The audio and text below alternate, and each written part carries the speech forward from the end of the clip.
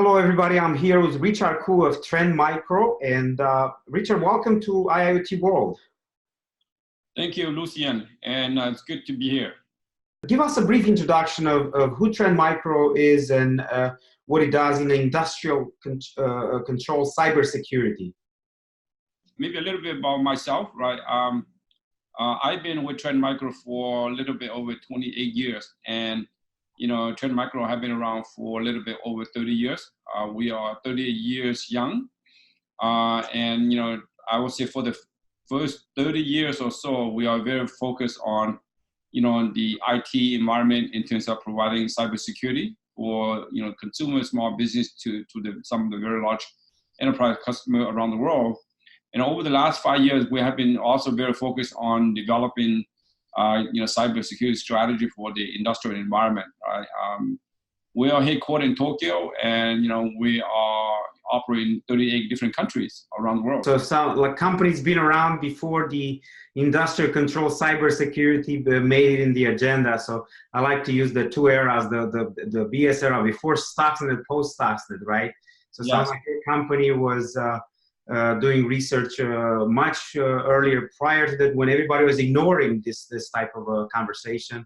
Now it's become adopted. It's in a subject of the agenda of many of the board of directors. So give us a feel as to some of the trends and challenges that you see currently. Yeah, so I think for I would say industrial side, right? We do see a significant change in terms of digital transformation, right, across the different regions in different industry, especially in the manufacturers or oil and gas or healthcare. In those industry, we definitely see a big change in terms of transformation, and that I would say the convergence of IT and OT, right? That is really happening out there. I think that's one thing that we're seeing quite a bit. The other big thing is, there is a level of urgency, right? I think from government, agency around the world to start enforcing, cyber strategy for their critical infrastructure. I think that's something that everybody's, also put that as a priority for them. And then I think, to some of the survey that we are seeing, right? Done by industry analysts, right? And some of the findings, it's quite interesting, but what they found was that 90% of the organization out there, right, especially on the OT environment, right, have some form of impact, right, one way or another. And and 60% of this type of customer that have been surveyed actually have more than 2 type of attacks on their ICS environment, right? So the threat into the industrial environment actually is real, right? And the incident out there in the industrial environment is real, right? So that's, I think, and then I would say one additional thing that I want to kind of throw out there that people need to also understand is that as the evolution, right, of the industrial, cyber, continue to grow, right, and evolve, right, we do see an increase in that automation, but also the connectivities and the complexity on the industrial side, right, and that in some way also create an increase in terms of cyber attacks and sophistication and a threat, landscape, right, with threat vectors for the customer, right, and so that really kind of increasing the risk also for many of these large enterprise customers. Thank you for that. I want to keep it just a little bit on the survey. I know also SANS Institute had published the results of a survey that's focused on the OT and industrial control cybersecurity. And among the close to 400 survey respondents, just about 50% rated the level of ICS risk of the organization overall profile as severe or high. Do you think that companies underestimate the risk, or they just become more prepared to a potential cybersecurity attack? I'm not surprised, right? And here's a couple of reasons, right? I think that traditionally, over the last, several decades, right? I think, organizations have been very good in terms of, coming up with a good cyber strategy for the IT side. However, on the, ICS or the OT environment, right? There are a couple of things that, we have seen, right? There's a lack of domain expertise or knowledge, right, in terms of how do you create a good cyber security strategy for the ICS environment, right? And there is a lack of roles and unclear roles and responsibility, right, between the manufacturer operation as well as the network engineering folks, right? And so those kind of things, also create, some risk in terms of understanding what's happening in the industrial side, right? And also they have a lot of legacy system, right? Old operating system, old platform, and that also, create, quite a bit of vulnerability for the company, and also, an opportunity for the cyber, I would say, hackers and those folks, right? And so I think those are some of the things that, really kind of contribute to why this, rating is that high, right?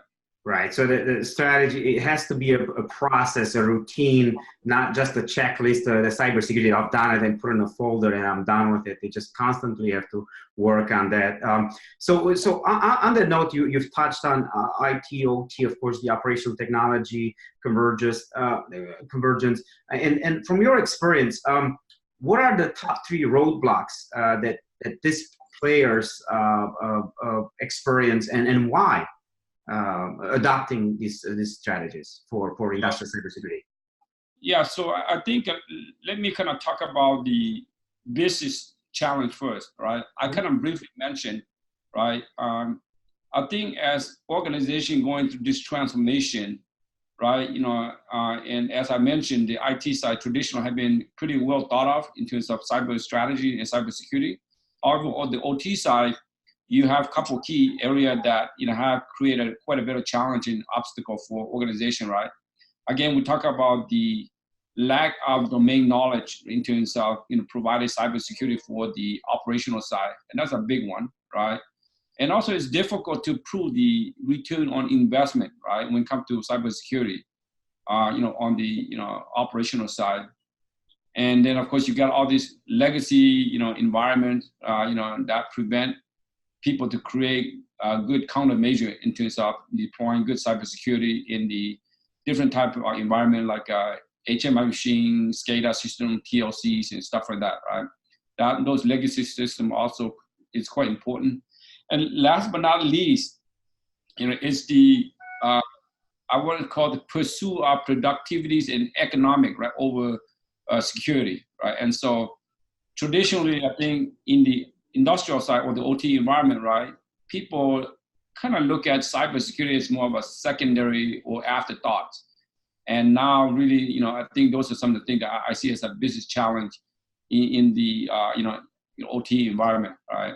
And of course, when you talk about the cybersecurity or the security risk, there are many type of, I think risk associated with some of this, right? We see some of the recent incident that happened in the industrial side, especially, threat like the Mirai or some of the ransomware attacks.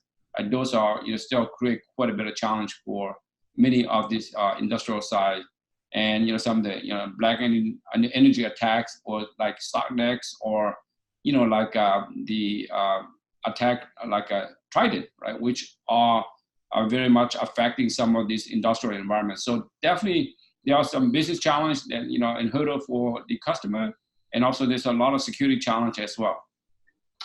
Thank you for that. You touched on a lot of things there. Definitely the shortage of skilled workers, and I couldn't agree more. I know I leveraged some of your materials teaching some of the industrial automation class and industrial IoT at Cleveland State University to educate the students.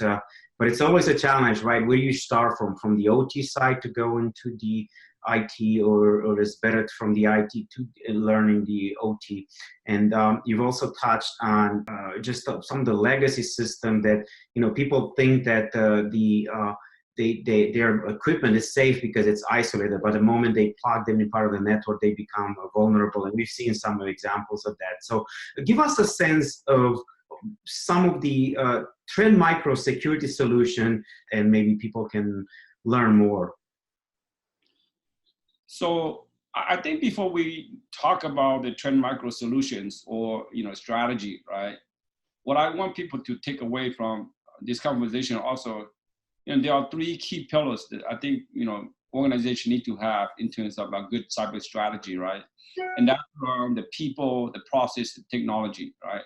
And make sure that, you have good, training staff who understand, aware of the threats out there and what are some of the challenges, facing many organizations. You need to have the right type of, skill set of people, right, who qualify to, provide a good strategy, a good foundation in terms of, creating a good cyber strategy, right? And then, of course, you do have to have a good process, right, to make sure that when things happen, in an incident like that, you have a good process to be able to basically recover from some of these, challenge. So process also very important. And last but not least is technology.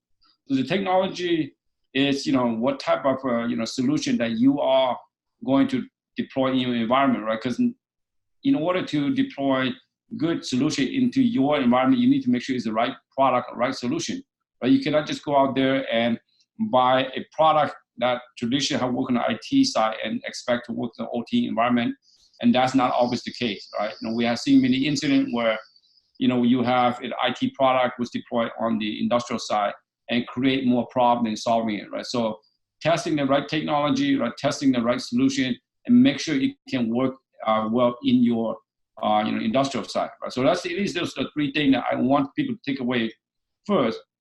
Now, from a Trend Micro perspective, right, we actually play in both the consumer, small business, and all the way up to the very large enterprise customer environment.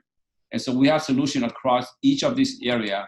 But, for the sake of, I think, this particular conversation, I want to really focus on, basically on the industrial enterprise customer, right? And that's where we are very focused on those areas, especially, vertical like manufacturers, oil and gas, power, like government, smart cities, healthcare, and transportation, right? Those are the, really focused verticals that we have focused on. And of course, from a, cybersecurity perspective, or what is our solution, right? In general, right, I don't know how many of you out there look at the ISA, right, IEC reference architecture, right? And this is a standard, I would say framework that we typically map our security solution on the industrial side, starting at the, a level 0. Right? And then, of course, the next layer is the control level, like level 1 and level 2. Right? This is where you see all the different type of ICS system, like a SCADA system, such as the HMI machine, a PLC DCS system, right? These systems also need to be secure. And then when you move up to another layer, which is level 3, the supervisory level, this is where you have all the traditional Windows Linux system. They also have to be secure, right? And then now that we have more and more connectivity into the cloud, we are adding that layer, of the cloud and the remote connection into the industrial side. So you need to be able to have solution that run across each of this layer and make sure that you can actually, prevent any type of attacks, coming, across, from outside or even into, internal threat, right, into the different layer within the organization. So, from that perspective, we do have solution on that across each of these different layers, and we're happy to talk a little bit more about it. So we're talking about the Purdue level. Basically, everybody's in a different level of the journey of maturity, journey of automation, right? So you're talking about having solution from the sensor all the way up to the cloud. So, and you also reference some resources, which we'll make sure that we'll list for the audience on how can some of the players can assess their security risks. Anything else you want to add on that? Just how can we help these industrial players with some other resources that anything else you can think there? Yeah, I think there are several type of resources out there that I think organizations can use, right? One of them is, I would say there is a, ISA, reference architecture based on the NC ISA IEC's, 62443 standards. I think that's a good standard for any organization to start and look at and review, right? Because there's a lot of information that can really help you to plan and strategize your cybersecurity for your ICS environment. I think the other one is the NIST, right? NIST have a good framework for improving cyber security on critical infrastructure. That's also good resource and reference to go with. And of course, you got ICS certs and NCCIC, right? Many of these organizations have lots of documentation and lots of I think information that can really help you out. If you come to, let's say, trendmicro.com, into our IoT website, we also provide a lot of white paper, a lot of documentation, a lot of best practice in some of the use case that we have that can really help you as an organization to start planning your cyber strategy for the industrial environment.